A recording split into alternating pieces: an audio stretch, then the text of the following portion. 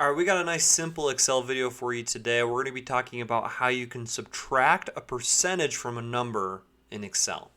All right, now this is pretty easy. Basically, right here we have the price of some random things and a discount we want to attach to that price. So we want to know the discounted price. So the price that the customer is going to pay after the discount is applied, right?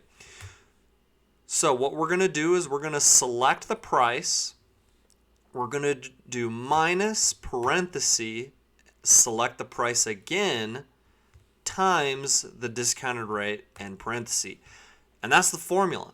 So basically what this is going to do is in parentheses, it's going to take 100 times 10% and give you whatever number that is and subtract it from the original price.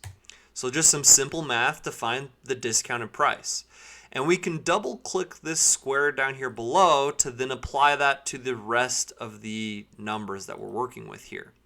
And as you'll see, it follows each discount accordingly for the row. Not super complicated, right?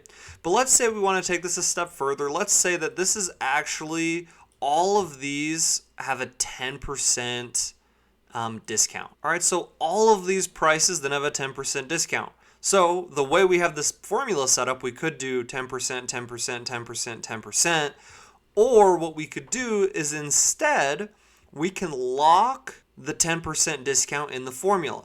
And basically all you need is a dollar sign in front of D and a dollar sign in front of 4, or in front of the column and the row.